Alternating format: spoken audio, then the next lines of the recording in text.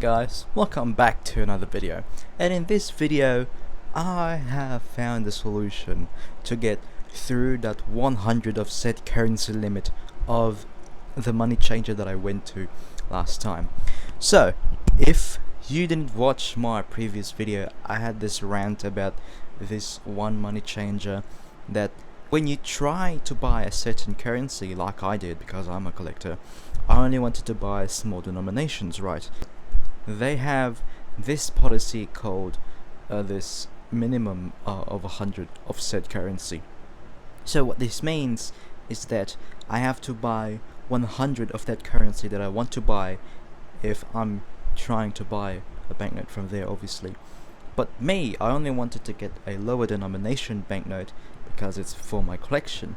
But then I realized that I could actually do something about it, and this whole policy really discouraged me, even though it's just a single what do you call this, money changer. But like it was so discouraging, but at the same time I was like, yeah, you didn't get to spend any money. But at the same time I was like, why? But now I've thought about it, and I was like, I could actually do something about it, you know. See, I'm trying to build a collection, and right now one of the places that I don't have banknotes from yet is Macau. So far I only have none.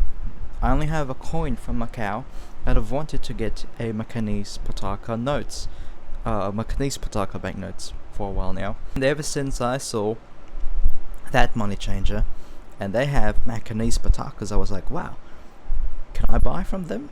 And when they said that this policy thing, I was literally just, wow, that's disappointing. But then I realized that I could buy small denomination notes while going through that 100 limit. So I just realized that I could just buy 2 10 Patak notes, one old, one new, and then 2 20 Pataka notes, one old and one new as well, and a 50 Pataka note. That would be 110 Patakas, and it would only cost me 800 pesos.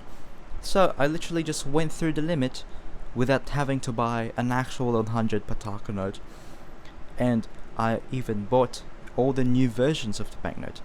I believe that's logical as well, because I will get 5 banknotes with that. 800 pesos for 5 banknotes.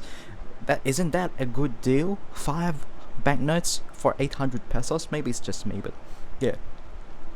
And then the other currency they had that I wanted to get was this Swedish kronor.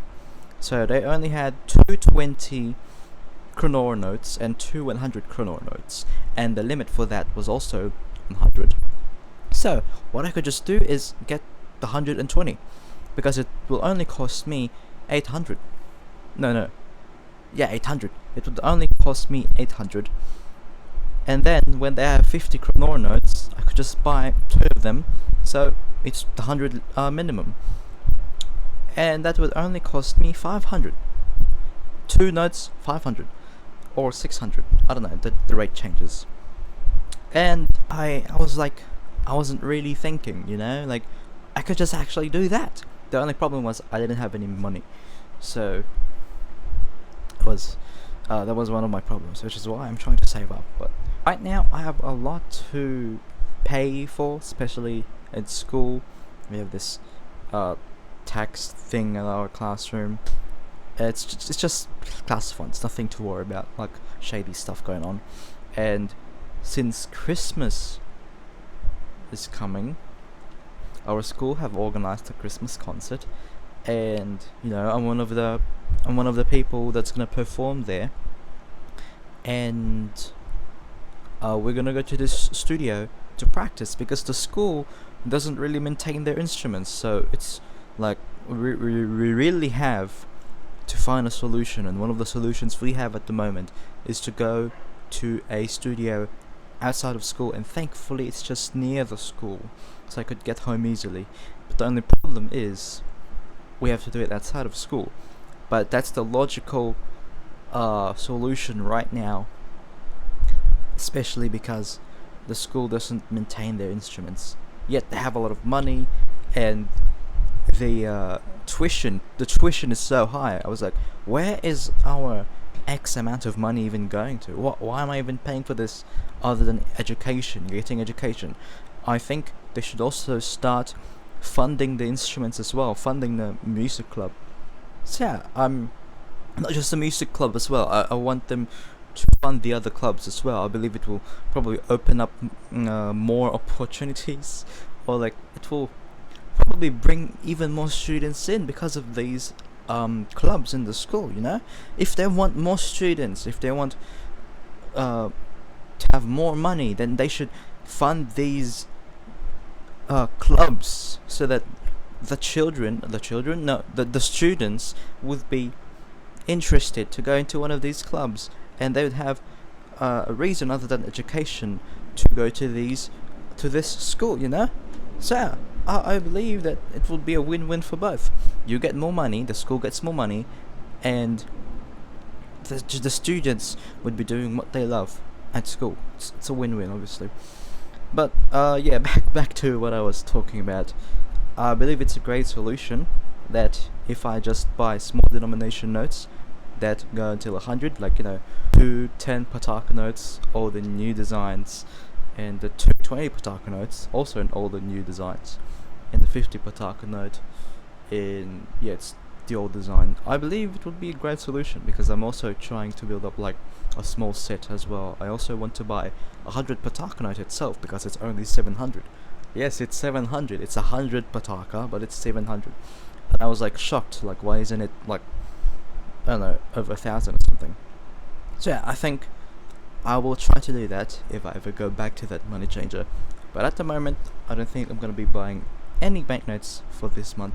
I'm going to be trying to just save my money, especially because trade fair is coming up, and yeah, there's some stuff that could interest me at school. So yeah, anyways, that's the video for now. I hope you learned something new. Maybe if you're in the same situation, you're trying to buy a banknote, but this money changer that you've been trying to buy a banknote from has this policy. I believe you could just do that, especially if you're trying to build a set of banknotes. So yeah, anyways, that's all from me. I hope you like this video, and I'll see you in the next one. Goodbye.